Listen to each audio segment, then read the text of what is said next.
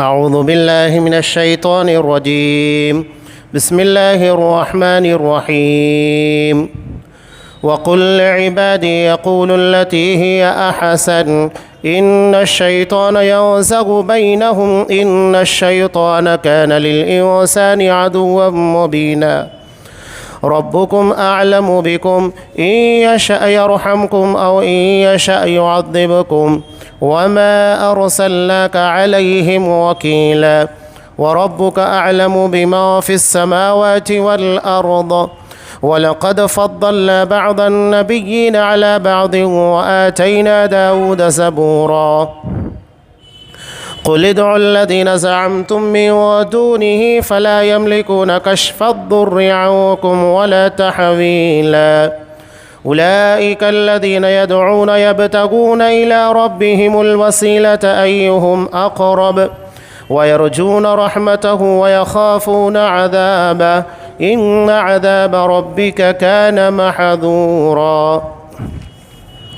وإن من قرية إلا نحن مهلكوها قبل يوم القيامة أو معذبوها عذابا شديدا كان ذلك في الكتاب مسطورا وما منعنا أن نرسل بالآيات إلا أن كذب بها الأولون وآتينا ثمود الناقة مبصرة فظلموا بها وما نرسل بالآيات إلا تخويفا وإذ قلنا لك إن ربك أحاط بالناس وما جعلنا الرؤيا التي أريناك إلا فتنة للناس والشجرة الملعونة في القرآن وَنُخَوِّفُهُمْ فَمَا يَزِيدُهُمْ إِلَّا طُغْيَانًا كَبِيرًا۔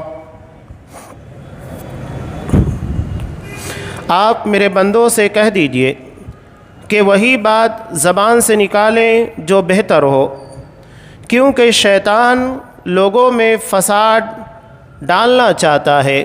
بلا شبہ شیطان انسان کا کھلا دشمن ہے۔ تمہارا پروردگار تمہارے حال سے خوب واقف ہے، وہ چاہے تو تم پر رحم کرے اور چاہے تو عذاب دے۔ اور اے نبی، ہم نے آپ کو ان کا وکیل بنا کر نہیں بھیجا، جو مخلوق آسمانوں میں اور زمین میں ہے آپ کا پروردگار انہیں خوب جانتا ہے۔ اور ہم نے بعض نبیوں کو دوسروں پر فضیلت دی، اور داؤد کو ہم نے زبور عطا کی۔ آپ ان سے کہیے، ان کو پکارو جنہیں تم اللہ کے سوا معبود سمجھتے ہو، وہ تم سے تکلیف کو نہ ہٹا سکتے ہیں اور نہ بدل سکتے ہیں۔ جنہیں لوگ پکارتے ہیں وہ تو خود اپنے پروردگار کی طرف وسیلہ تلاش کرتے ہیں کہ کوئی اس سے قریب تر ہو جائے۔ وہ اس کی رحمت کے امیدوار رہتے ہیں اور اس کے عذاب سے ڈرتے ہیں۔ بلا شبہ آپ کا پروردگار کا عذاب ڈرنے کی چیز ہے۔ کوئی بستی ایسی نہیں جسے ہم قیامت سے پہلے ہلاک نہ کر دیں یا سخت عذاب نہ دیں۔ یہ بات کتاب میں لکھی جا چکی ہے۔ جو بات ہمیں معجزے بھیجنے سے روکتی ہے وہ یہ ہے کہ پہلے لوگ انہیں جھٹلاتے رہے۔ ہم نے قوم سمود کو اونٹنی کا ایک واضح معجزہ دیا تھا تو انہوں نے اس سے ظلم کیا تھا، اور معجزے تو ہم صرف ڈرانے کی خاطر بھیجتے ہیں۔ اور جب ہم نے آپ سے کہا تھا کہ آپ کا پروردگار لوگوں کو گھیرے ہوئے ہے، اور نمائش یعنی واقعہ معراج جو ہم نے آپ کو دکھائی، اور وہ درخت جس پر قرآن میں لعنت کی گئی ہے، انہیں ان لوگوں کے لیے بس ایک آزمائش بنا رکھا ہے۔ ہم انہیں ڈراتے رہتے ہیں مگر تنبیہ ان کی سرکشی میں اضافہ ہی کرتی جاتی ہے۔ سورہ بنی اسرائیل آیت نمبر 53 سے آیت نمبر 60۔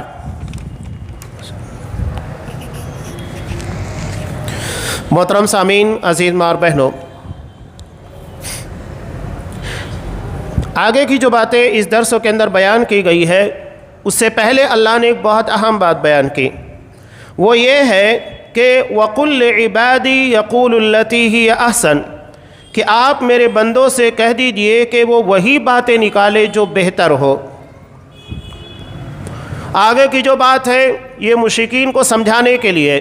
ایک اعتراض ان لوگوں کا نبی کریم صلی اللہ علیہ وسلم کے پر یہ تھا کہ آخر تمام مشرکین مکہ کے درمیان سرداران قریش یا انہوں نے یہ بھی کہا تھا کہ لولا نزل هذا القرآن على رجل من القريتين عظیم، کہ آخر اس قرآن کو ان دو بڑی بستیوں میں یعنی طائف اور مکہ یہاں کے رہنے والے کسی بڑے شخصوں کے پر یعنی سردار کے پر کیوں نہیں اتارا گیا؟ ایک اعتراض تھا۔ علاوہ ازیں قرآن نے ان لوگوں کے ایک اعتراض کا اور جواب دیا کہ مشرکین مکہ میں کچھ ایسے تھے جو جنوں کی عبادت کیا کرتے تھے، ان سے مدد حاصل کرتے تھے۔ قرآن نے خود کہا کہ یہ تو خود اللہ تبارک و تعالیٰ کے نزدیک کرنے والے عمل کی تلاش میں رہتے ہیں، وہ خود چاہتے ہیں کہ کوئی ایسا عمل کرے جس سے اللہ راضی ہو جائے، اور تم ہو کہ انہیں پکار رہے ہو، یعنی وہ خود اللہ تبارک و تعالیٰ کے بندے ہیں اور تم ان محتاج بندوں سے مدد مانگتے ہو۔ یہ جواب ہے۔ آگے قرآن مجید نے ایک اور بات بیان کی کہ جب آپ صلی اللہ علیہ وسلم معراج میں گئے تو معراج سے آنے کے بعد آپ صلی اللہ علیہ وسلم نے جہنم کا تذکرہ کیا جس میں درخت ہوں گے۔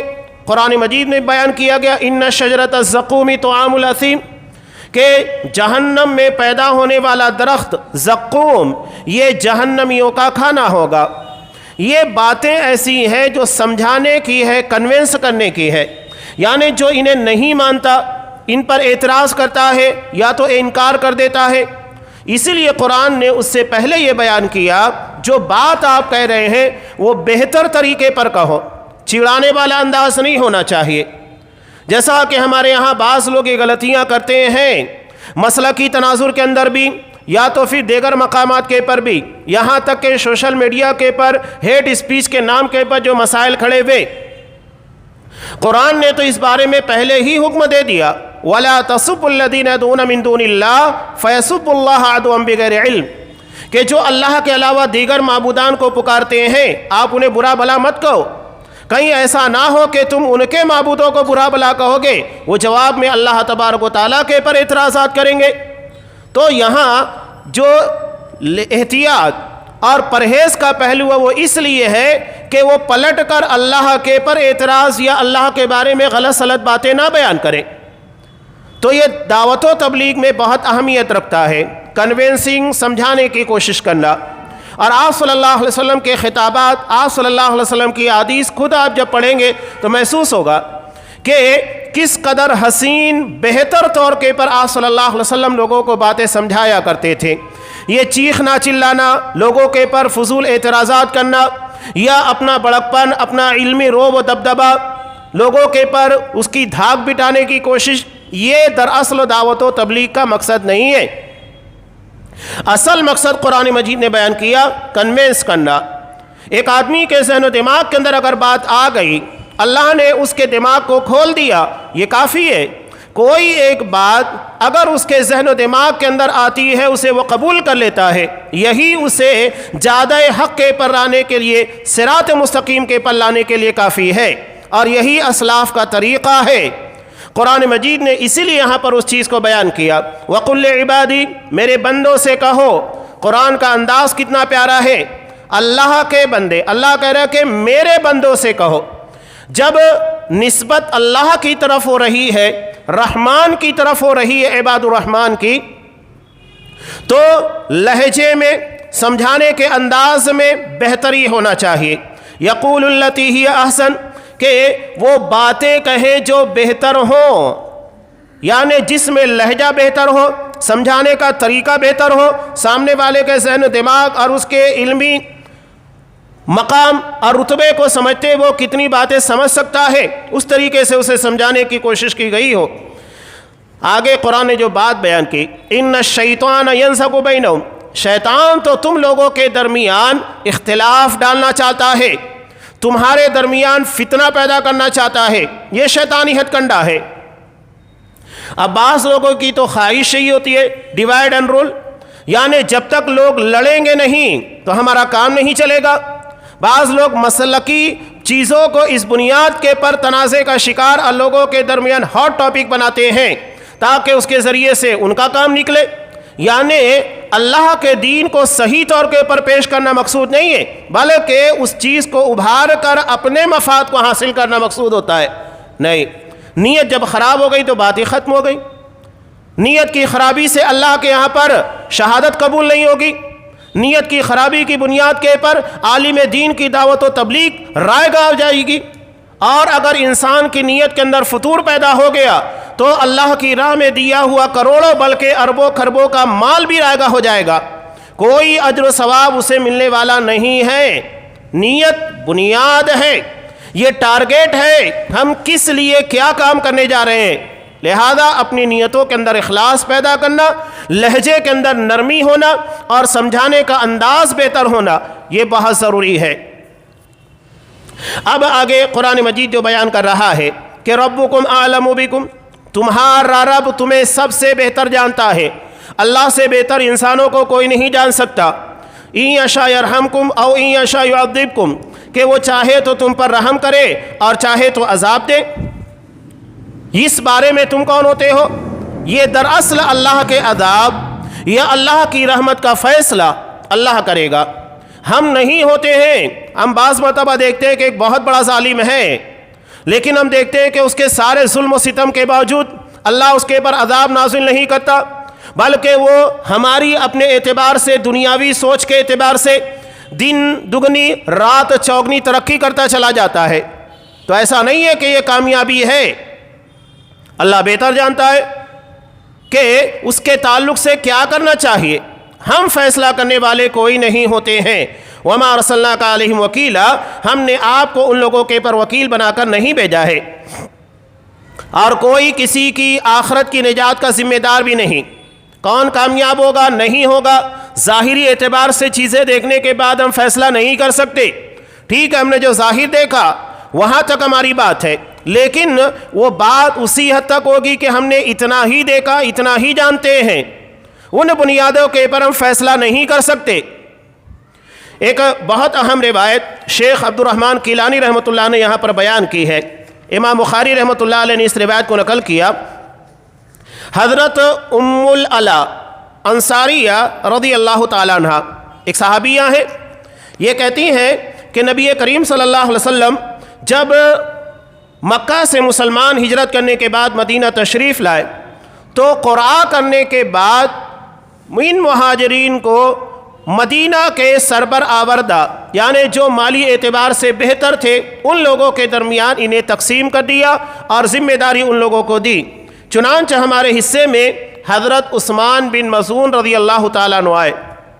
یہ اولین مسلمانوں میں سے ہے، سبقت کرنے والے، پہل اسلام کو قبول کرنے والے.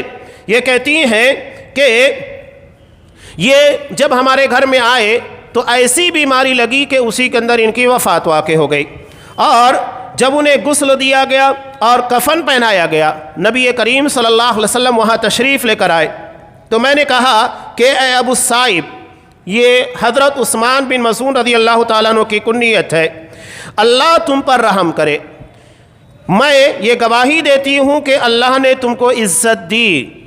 تو رسول اللہ صلی اللہ علیہ وسلم نے فرمایا، ام العلا، تمہیں کیسے معلوم ہوا کہ اللہ نے انہیں عزت دی ہے؟ تو میں نے کہا، یا رسول اللہ، میرے ماں باپ آپ پر قربان ہو، اللہ پھر کس کو عزت دے گا؟ اگر مسلمانوں کو عزت نہیں ملے گی، کسی عزت ملنے والی ہے؟ تب آپ صلی اللہ علیہ وسلم نے فرمایا کہ عثمان فوت ہو گئے، ان کی وفات واقع ہو گئی، اور اللہ کی قسم میں اس کے حق میں بھلائی کی امید رکھتا ہوں، اور اللہ کی قسم میں حتمی طور پر یہ نہیں کہہ سکتا کہ میرا کیا معاملہ ہوگا اور تمہارا کیا معاملہ ہوگا، حالانکہ میں اللہ کا رسول ہوں.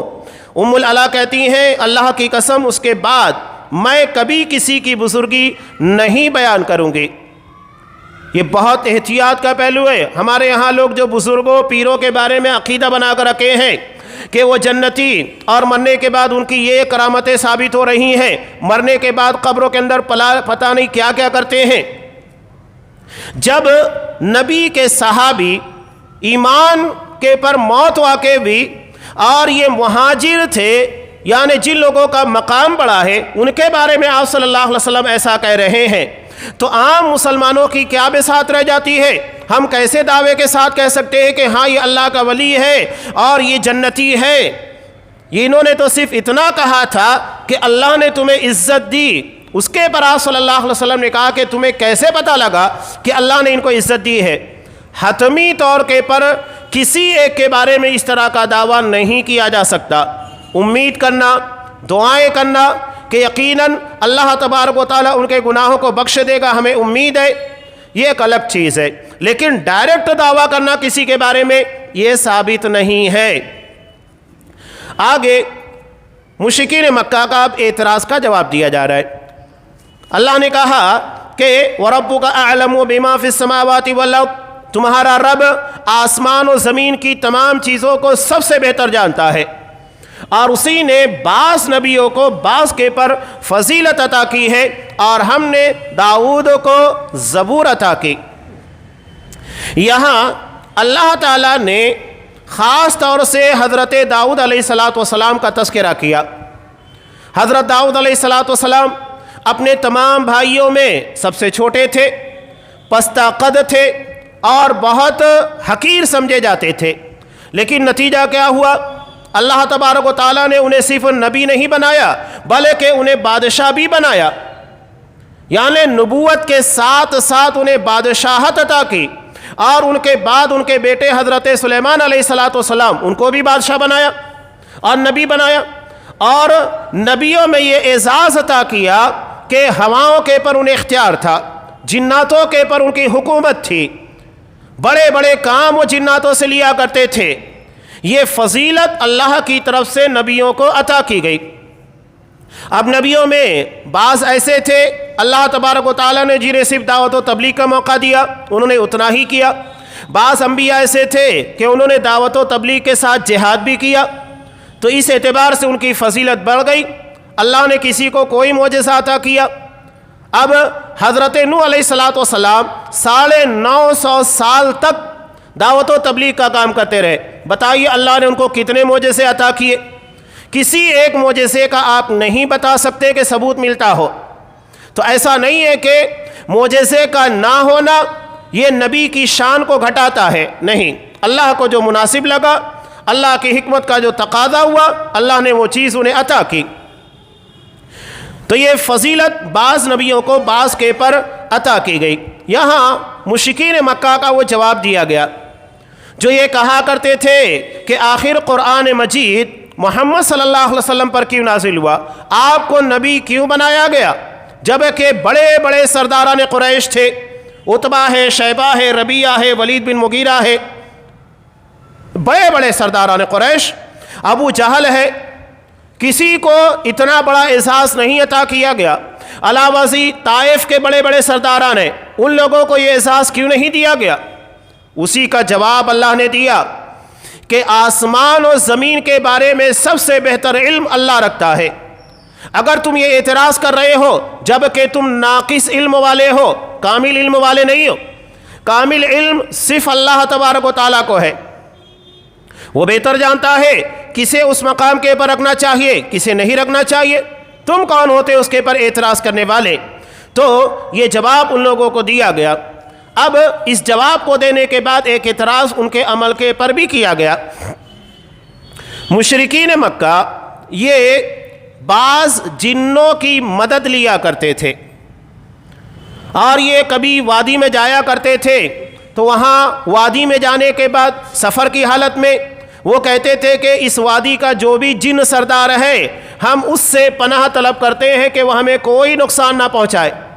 اب جن یہ بات سننے کے بعد خوش ہو جایا کرتے تھے کہ یہ دیکھو ہم سے مدد مانگ رہے ہیں، جبکہ ان جناتوں میں مسلمان بھی تھے۔ قرآن نے انہی کا تذکرہ کیا کہ اولئک الذین یدعون یبتغون الی ربہم الوسیلہ، کہ ان میں ایسے ہیں جو اپنے رب کو پکارتے ہیں اور وسیلے کی تلاش میں رہتے ہیں۔ اب یہاں وسیلے کے نام پر جو لوگوں کے درمیان گمراہیاں پھیلا دی گئی، اور یہ کہتے ہیں کہ اہل حدیث وسیلے کا قائل نہیں۔ کیوں نہیں قائل ہے؟ قرآن میں جس چیز، جب ہمارا دعویٰ ہے کہ ہم قرآن کو مانتے ہیں، حدیث کو مانتے ہیں، قرآن میں وسیلے کا تذکرہ ہے، نبی کریم صلی اللہ علیہ وسلم کی احادیث میں وسیلے کا تذکرہ ہے، تو ہم کیوں نہیں مانیں گے؟ یقیناً مانیں گے۔ جب یہ دعویٰ ہے کہ ہم قرآن و حدیث کے قائل ہیں، قرآن میں حدیث میں جو باتیں بیان کی گئی ہیں وہ سب ہمیں تسلیم ہیں، تو یقینی بات ہے کہ ہم وسیلے کو بھی مانیں گے، اس لیے کہ قرآن و حدیث کا حصہ ہے۔ ہاں، ہم اس وسیلے کو نہیں مانتے جو تم مانتے ہو، جو قرآن و حدیث کے اندر نہیں ہے بلکہ اسے تم لوگوں نے بنایا ہے۔ قرآن میں، حدیث میں 3 طرح کا وسیلہ ہے۔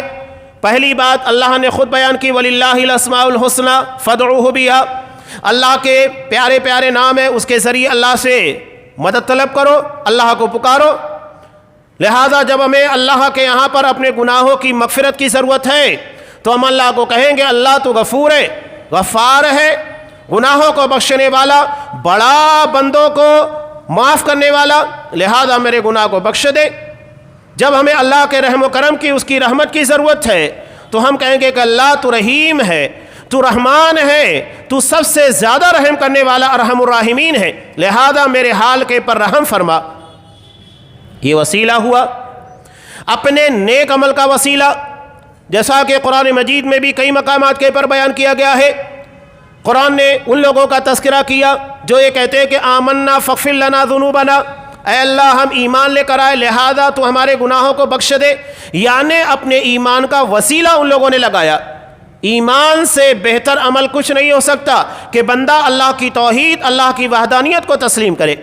اور حدیث غار میں بھی ہے، جہاں پر 3 لوگ ایک غار کے اندر پھنسے اور ان لوگوں نے اپنے نیک عمل کا وسیلہ اللہ کے یہاں پر لگایا اور دعا کی، اللہ نے ان لوگوں کو نجات دی۔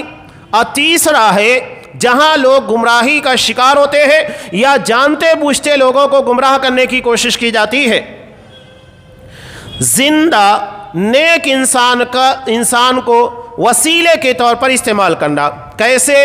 اس سے دعا کی درخواست کرنا۔ ہم بھی تو ایک دوسرے کو کہتے رہتے ہیں، اگر کوئی سفر میں جا رہا ہے، عمرہ کے لیے جا رہا ہے، حج کے لیے جا رہا ہے، تو ہم کہتے ہیں کہ ہمارے لیے دعا کرنا۔ مسافر کی دعا اللہ قبول کرتا ہے۔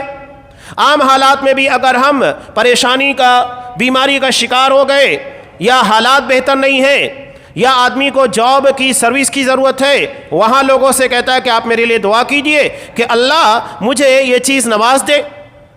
تو اللہ یہ جو سسٹم بنا کر رکھا ہے جس کی بنیاد کے پر ہم ایک دوسرے کو دعا کی درخواست کرتے ہیں، یہ بھی جائز وسیلے کی ایک شکل ہے۔ ہاں، اگر کوئی انسان مر چکا ہے، وہ دنیا میں نہیں ہے، تو پہلی بات تو یہ کہ وہ ہماری بات سنے گا نہیں۔ قرآن نے صاف کہا اِنَّکَ لَا تُسْمِعُ الْمَوْتَى، آپ مردے کو نہیں سنا سکتے۔ جب وہ سنے گا نہیں تو دعا کہاں سے کرے گا؟ قرآن کہتا ہے مردہ سنتا نہیں۔ آپ صلی اللہ علیہ وسلم نے کہا مردہ زندوں کی دعاؤں کا محتاج ہے، یعنی وہ ہمارا محتاج ہے، جب تک ہم اس کے لیے دعا نہیں کریں گے اس کے معاملات حل نہیں ہوتے۔ تو پھر وہ ہمارے لیے کیسے دعا کرے گا؟ جب وہ سن نہیں سکتا تو ہمارے لیے دعا کہاں سے کرے گا؟ تو یہ جو مردہ لوگوں کے نام واسطے وسیلے سے، خاص طور سے نبیوں کا وسیلہ اور اس میں بھی محمد رسول اللہ صلی اللہ علیہ وسلم کا وسیلہ، یہ جائز شکلیں نہیں ہیں۔ اب یہاں پر لوگ کیا ہوشیاری کرتے ہیں؟ ہوشیاری یہ کرتے ہیں، کہتے ہیں کہ کوئی انسان مر چکا ہے، وفات پا چکا ہے، تو اس کے نام سے یا اس کے صدقے طفیل میں دعا نہیں کرنی چاہیے، اس کی دلیل دو۔ یعنی کام تم کرتے ہو، دلیل ہم سے مانگتے ہو کہ یہ چیز نہیں کرنا چاہیے، اس کی دلیل دو۔ اب لوگ لطیفے کے طور پر بیان کرتے ہیں، لیکن اس طرح کے معاملات میں یہی باتیں آتی ہیں عام طور سے کہ ایک شخص نے اپنے باپ کو گھر سے باہر نکال دیا۔ اب وہ باپ کہنے لگا کہ بیٹے تو نے مجھے اپنے گھر سے کیوں نکال دیا؟ تو بیٹا کہنے لگا کہ تم دلیل لا کر دو کہ باپ کو گھر سے نہیں نکال سکتے۔ یہ کیا مسئلہ بنایا لوگوں نے؟ یعنی شریعت کو کھلواڑ بنا دیا گیا۔ عبادات اور معاملات دو الگ الگ چیزیں ہیں۔ معاملات زندگی کے اندر شریعت کا اصول ضابطہ یہ ہے کہ ہر چیز ہم کر سکتے ہیں جب تک کہ منع کی اسے نہیں کرنے کی دلیل نہ آ جائے، اور عبادات میں جب تک کرنے کی دلیل نہیں آئے اس کو نہیں کیا جا سکتا، وہ چیز منع ہے۔ آج صلی اللہ علیہ وسلم نے صاف کہا، من احدث فی امرنا ھذا ما لیس منہ فہو رد، جس نے ہمارے اس دین میں کوئی ایسا طریقہ عبادت کا اختیار کیا جس پر ہمارا حکم نہیں، مردود ہے۔ آپ نے یہ بھی کہا من عمل عملا، جس نے کوئی بھی ایسا کام کیا جس پر ہمارا حکم نہیں ہے، مردود ہے۔ تو یہ تو سارے کاموں کے لیے منع کر دیا کہ عبادت کے باب میں جب تک نبی کا حکم نہیں آئے گا وہ نہیں کیا جائے گا، اس کے کرنے کی دلیل دینا ہوگا، نہیں کرنے کی دلیل نہیں۔ نہیں کرنے کی دلیل تو یہی ہے۔ قرآن نے یہاں پر جو چیز بیان کی کہ یہ لوگ اپنے رب کے قریب کرنے والے وسیلے کو تلاش کرتے ہیں۔ قرآن کے کہنے کا مقصد یہ ہے، اب یہاں ایک بات اور بھی معلوم ہو گئی کہ شرک یہ نہیں ہے کہ آپ بت کے سامنے جا کر پرستش کریں، پوجا کریں، یا ان بتوں کے واسطے اور وسیلے سے دعا مانگے، نہیں، بلکہ کوئی بھی اللہ کو چھوڑ کر عبادت کے قابل سمجھ لیا گیا ہے وہ شرک ہے، اور ایسا کرنے والا مشرک ہے۔ اب یہاں جن لوگوں کو یہ لوگ پکارتے ہیں ان کے بارے میں کہہ رہا قرآن، یہ تو بت نہیں تھے، یہ تو جن تھے، یعنی ایک مخلوق ہے۔ اب یہاں بتوں کے تعلق سے جو لوگ پیش کرتے ہیں وہ معاملہ ہی ختم ہو جاتا ہے۔ علاوہ ازیں بت کے لیے ضروری نہیں ہے کہ وہ پتھر کا تراشا ہوا اسٹیچو ہو تبھی اسے بت کہیں گے۔ آپ صلی اللہ علیہ وسلم نے تو اپنی قبر کے تعلق سے کہا، اللہم لا تجعل قبری وثنا یعبد، کہ اللہ میری قبروں کو بت مت بنا دینا، یعنی جس طرح بتوں کی عبادت کی جاتی ہے اس طرح میری قبروں کے پاس آ کر اللہ تجھے چھوڑ کر لوگ میری عبادت کریں، یعنی وہاں آ کر میرے واسطے وسیلے سے دعا مانگے، سجدہ کریں، جو بھی عبادت کا کام ہو سکتا ہے۔ تو آپ نے تو اپنی قبروں کے بارے میں بھی کہا کہ میری قبروں کو بت مت بنانا۔ تو یہ لوگوں نے جو لوگ دھوکہ دینے کے لیے کہ بت جو پتھر کے ہوتے ہیں، جو مورتیاں ہوتی ہیں، انہی کی عبادت کرنا منع ہے، باقی نبی کے صدقے طفیل میں یا تو کسی ولی کے صدقے طفیل میں یا ان کی قبروں کے پر جا کر ان کے واسطے وسیلے سے یا ان کے سامنے دعا کی درخواست کرنا، سجدہ کرنا، یہ غلط نہیں ہے، یہ صرف گمراہ کرنے والے ہتھ کنڈے ہیں۔ یہاں قرآن کہہ رہا ہے کہ وہ جنوں کو پکارتے تھے، اور قرآن نے اسی چیز کے بارے میں کہا کہ یہ اللہ کو چھوڑ کر غیر اللہ کی عبادت کر رہے ہیں۔ تو قرآن کے کہنے کا مقصد یہ کہ جنہیں تم پکار رہے ہو وہ خود اللہ کے بندے ہیں، وہ اللہ کے قریب کرنے والے عمل کی تلاش میں ہوتے ہیں۔ اب تیسری چیز جو بیان کی گئی کہ آپ صلی اللہ علیہ وسلم نے معراج سے واپس آنے کے بعد لوگوں کو جہنم کے بارے میں جو بہت ساری باتیں بیان کی تھی، اسی کے تعلق سے یہاں پر جو بات ہے بیان کی جا رہی ہے کہ وَمَا جَعَلْنَا الرُّؤْيَا الَّتِي أَرَيْنَاكَ، کہ وہ واقعہ جو ہم نے آپ کو دکھایا تھا وہ لوگوں کو آزمائش کے طور کے پر، وَالشَّجَرَةَ الْمَلْعُونَةَ فِي الْقُرْآنِ، اور وہ درخت جس پر قرآن میں لعنت کی گئی ہے ان لوگوں کی آزمائش کے طور پر تھا۔ یہ درخت جو بیان کیا گیا، ایک تو واقعہ معراج ان لوگوں کے لیے حیرت ناک تھا کہ آپ صلی اللہ علیہ وسلم راتوں رات 80 دن کا سفر طے کر کے کیسے آ گئے، اور صرف بیت المقدس نہیں بلکہ آسمان دنیا تک گئے، جنت و جہنم کی سیر کی اور اس کے بعد واپس آئے۔ یہ ان لوگوں کے لیے حیرت ناک تھا، عجیب و غریب تھا۔ اور دوسری بات جو یہ قرآن میں درخت کا تذکرہ ہے، وہ کہہ رہے تھے کہ جہنم جب صرف آگ ہی ہے تو اس میں درخت کیسے پیدا ہوگا؟ کسی درخت کے پیدا ہونے کے لیے مٹی ہونا ضروری ہے، مٹی کے اندر اور اس کے بعد اسے پانی ملے، جب کہیں جا کر وہ پیدا ہوگا سورج کی گرمی، یعنی وہ سارا ماحول جو کہ ایک درخت کے پنپنے کے لیے، نباتات کے لیے ضروری ہوتا ہے، وہ ہونا چاہیے۔ اب یہاں آگ ہی آگ ہے، اس میں کیسے درخت پیدا ہو سکتا ہے؟ حالانکہ دنیا میں انسان ذرا سا غور کرے، حالات کا جائزہ لے، ایک کیڑا جسے سمندری کیڑا کہا جاتا ہے، یہ آگ میں ہی پیدا ہوتا ہے، آگ میں ہی رہتا ہے۔ اب کوئی کہہ سکتا ہے کہ آگ کے اندر کوئی پرندہ یا تو کوئی کیڑا زندہ رہ سکتا ہے؟ نہیں، حالانکہ اللہ نے اسی آگ کے اندر اس کو پیدا کیا، اسی میں رہتا ہے، اور اس کو آگ کے باہر نکالیں گے مر جائے گا۔ کتنے درخت ایسے ہیں جو آگ پیدا کرتے ہیں. تو یہ تو دنیا میں ہے، اور اللہ جو ہر چیز کے پر قدرت رکھتا ہے تو کیا اس بات کے پر قادر نہیں کہ وہ آگ کے اندر پیدا کرے، چاہے وہ درخت ہو یا کوئی بھی چیز ہو، وہ ہر چیز کے پر قادر ہے. یہ انسانی عقلوں کے اعتبار سے بعید ہے. اللہ تبارک و تعالیٰ کے لیے یہ تمام چیزیں کوئی مشکل نہیں. یہ تو صرف لوگ اعتراض کرنے کی کوشش کرتے ہیں، اور اس طرح کے اعتراضات ہوتے رہتے ہیں، جبکہ عقلی دلائل کی بنیاد پر دنیا کی بہت ساری مثالوں کے ذریعے اس کا رد کیا جا سکتا ہے.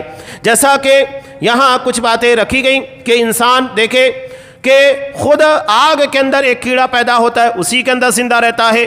اور پانی کے تعلق سے دیکھیں سمندر کے اندر بھی آگ لگ جاتی ہے. تو یہ کیا ممکن ہے کہ پانی کے پر آگ لگے؟ لیکن ہوتا ہے. قرآن مجید نے خود کہا کہ وَإِذَا الْبِحَارُ سُجِّرَتْ، قیامت کے قریب آگ سمندروں کے ذریعے بھڑکائی جائے گی، ان سمندروں کے اندر آگ بھڑکائی جائے گی. تو یہ کوئی بعید بات نہیں ہے. اللہ ہر چیز کے پر قادر ہے. جن کو اعتراض کرنا رہتا ہے اسی طرح کے فضول باتوں کو لے کر آتے ہیں، اور ان اعتراض کا تصفیہ قرآن مجید نے یہاں پر کر دیا ہے. تو یہ چند اہم باتیں تھیں جن کا جواب دیا گیا قرآن مجید کے اندر. اب آگے مشرکین مکہ کے تعلق سے کچھ اہم باتیں اور بھی ہے کہ اللہ نے حضرت آدم علیہ السلام کو پیدا کیا. پیدا کرنے کے بعد انسان کو شیطان جو کہ کھلا دشمن ہے کیسے گمراہ کرنے کی کوشش کرتا ہے، وہ تعلق سے کچھ اہم باتیں ہیں جو انشاءاللہ آئندہ درسوں میں بیان کی جائے گی. اللہ تبارک و تعالیٰ سے دعا ہے کہ پروردگار ہمیں تیرے کلام کے پر اور تیرے کلام کی آیات اور احکام کے پر اسی طرح ایمان و یقین رکھنے کی توفیق دے جیسا کہ تو نے ہم سے مطالبہ کیا ہے. ہر قسم کے شکوک، شبہات، اعتراضات سے ہمیں محفوظ رکھ. آمین. وآخر دعوانا ان الحمد للہ رب العالمین.